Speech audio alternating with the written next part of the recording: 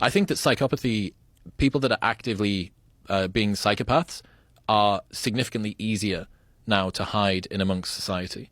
That makes sense. It also makes sense that psychopathy would have been more common because it would have been more useful when you're constantly in tribal war. Correct. Yeah. But it depends on how you deploy it. So it's interesting. Psychopathy, to be a clinically diagnosed psychopath, you actually have to have committed criminal acts.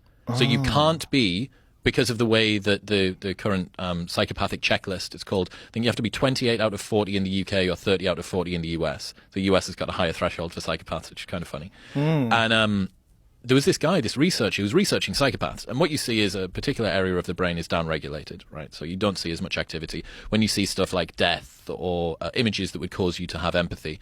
So he decides that he's going to study a bunch of psychopaths, many of whom I think are actually in prison, because you have to have committed a criminal act, and then he needs a control group. So the control group is going to be, you're a professor, you've got students, use the students. And he was running out of people to put in the control group. I mean, he even used himself as one of the people. So anyways, running through this control group and having a look at all of the people that are in it.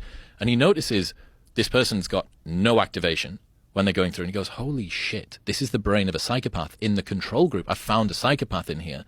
I need to go and contact them. It turned out to be him. Oh. Turned out to be the professor himself.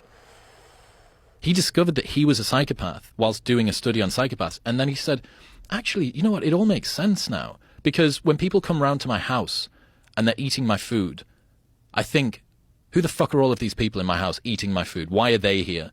And they interviewed his kids. They asked his kids. And they said, what is it like? You know, is there anything unique about Dad? And he said, well, yeah, Dad, he doesn't smile that much around us, and he's not very warm, and he's not very loving, and blah, blah, blah. But the point being that you can have the biological determinants of being a psychopath and it not manifest. This was a fully functioning guy, wife, kids, career, didn't smile much, wasn't happy when people ate his food, but like broadly fine. But he had essentially the same raw materials as the person that was murder in jail. So what's the determination? What are they looking for when they find out that he's a whole big long checklist? It might even be available online, I'm not sure, but big long checklist of things that you need to go through, a bunch of questions that you answer, and they go through this diagnosis.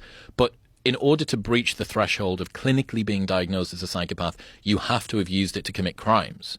So this meant that although this particular professor had all of the raw ingredients and it looked like he was psychopathic, by the, what is it, the DNS? What's that thing? The Diagnostic Statistical Manual, DSM.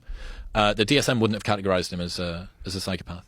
Very interesting. That is very interesting. So this guy, did they contact his spouse? Well, I think it was him doing the study, right? So I guess he contacted his spouse. Did he ask his spouse, like, what's wrong with me? Well, fuck knows. But why do you like me?